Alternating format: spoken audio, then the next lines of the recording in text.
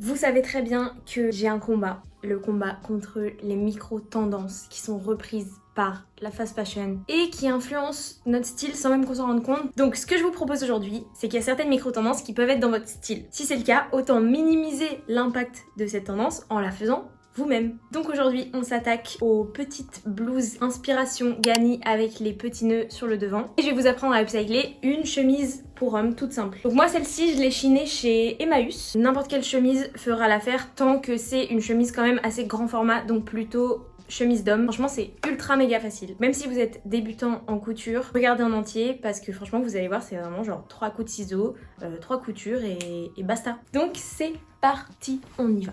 Alors, moi je le fais sur mannequin parce que j'en ai un et que c'est plus simple, mais c'est vraiment pas obligé. Vous pouvez faire toutes les étapes que je vais faire là sur le sol ou sur vous-même. On se munit de ciseaux et idéalement d'un mètre de couturière. Si vous en avez pas, honnêtement, même pas besoin parce que vous pouvez juste voir à l'œil à peu près où est-ce que vous voulez couper. C'est surtout pour la manche en fait ça.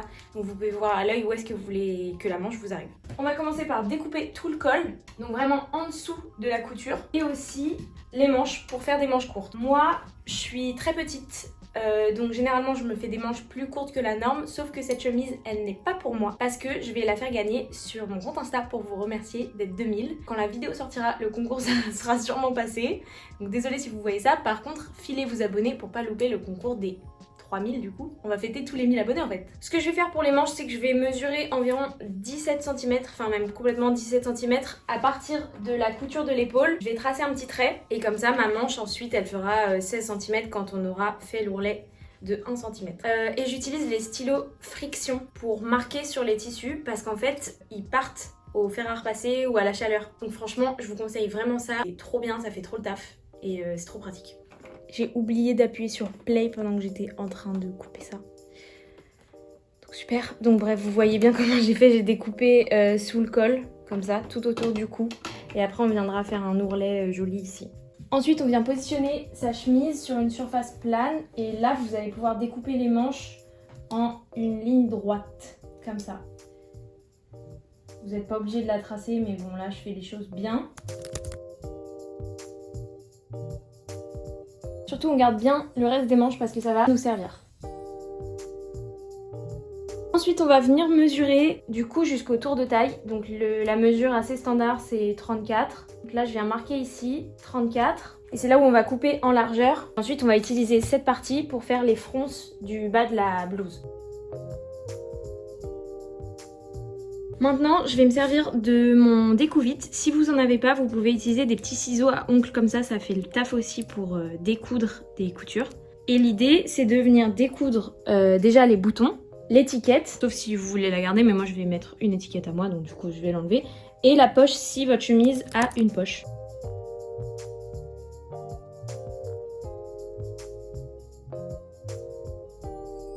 Petite astuce de grand-mère, si jamais vous avez des points comme ça qui restent suite à avoir enlevé une couture, on peut gratouiller avec l'ongle. C'est ma grand-mère qui m'a appris ça. Et en fait, ça fait que le tissu va reprendre sa forme initiale. Bon, ça se fait pas en 2 secondes, mais vous voyez déjà là par rapport à là, les points se voient vachement moins. Donc, on va passer à la première étape de couture, à savoir surfiler, donc c'est-à-dire faire un point zigzag parce que j'ai pas de surjeteuse. Donc on va faire un point zigzag sur le bout des manches, sur les deux, et autour du col. Et ensuite faire un ourlet clean, donc du coup un point droit pour avoir une jolie finition. Donc je vous emmène à la machine avec moi. Et après on va redécouper un petit peu dans les tissus qui nous restent pour pouvoir faire les fils de devant et les fronces du bas de la blouse.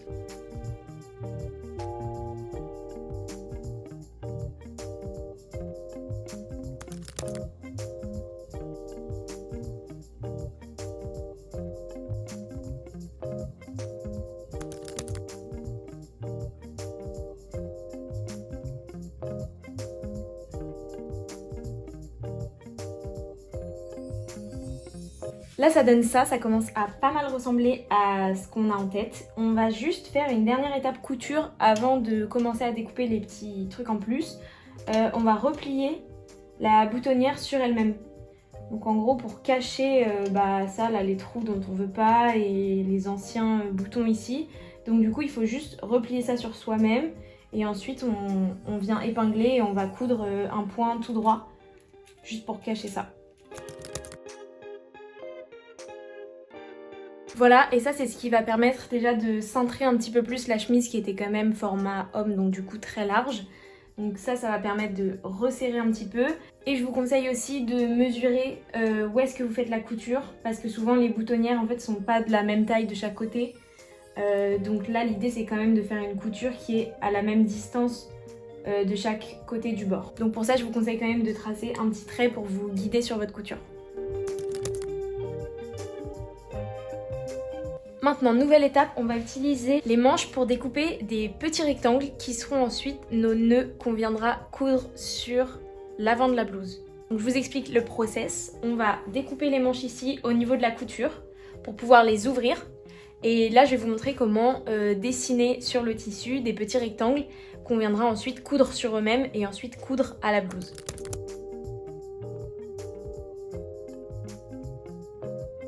On va avoir besoin de 6 rectangles de 5 cm de largeur et après la longueur vous la déterminez vraiment comme vous voulez. Globalement 20 cm c'est bien. Donc voilà, je vais tracer ça et ensuite découper et après je vous montrerai comment on les assemble.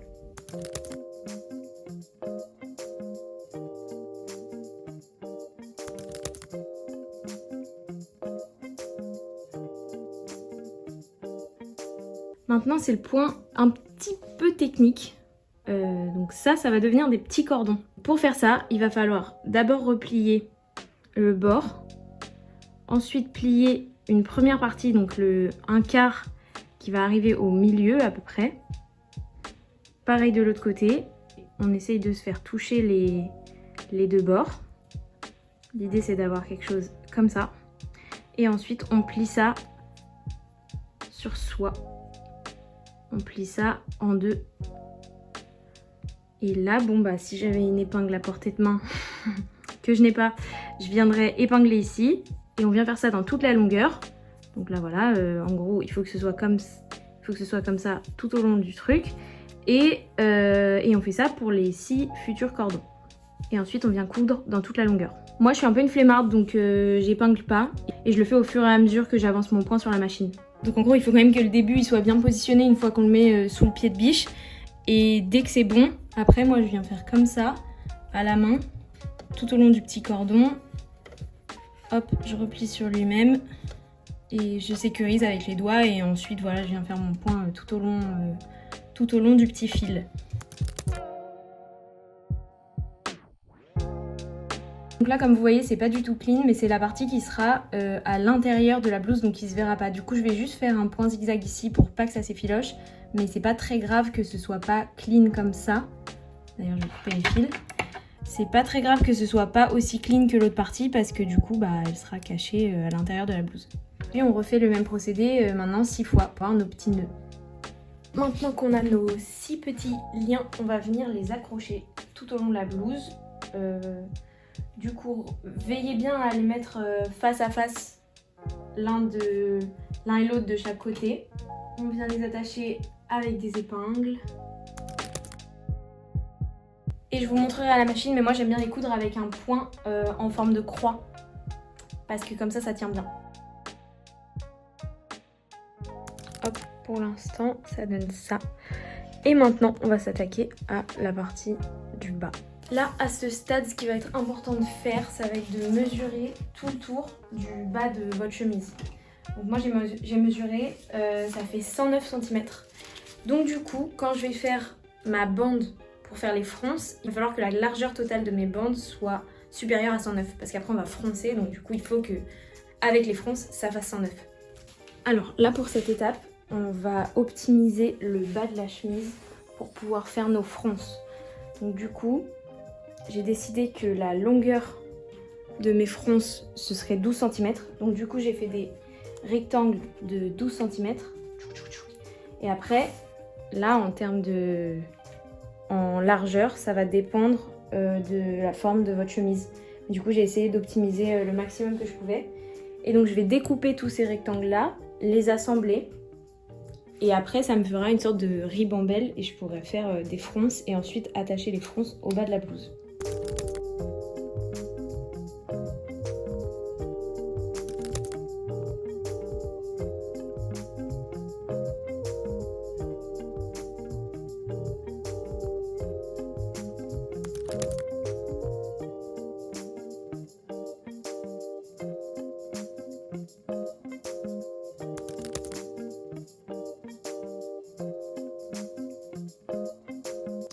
là j'ai surfilé toute la ribambelle et je vais faire un ourlet clean au bout puis à l'autre bout aussi.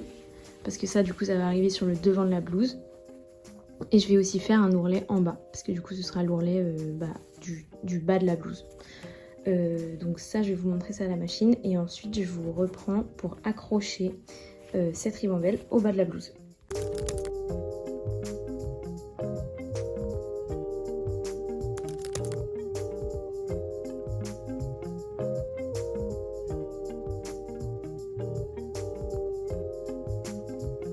Ok, donc là on a nos petites fronces que je vais venir épingler ici tout en bas de la blouse et ensuite on va assembler et ce sera terminé.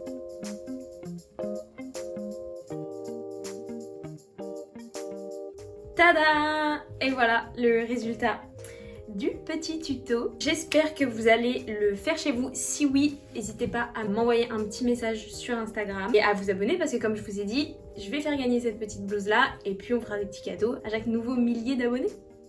Gros bisous et à la semaine prochaine pour une nouvelle vidéo. Bisous!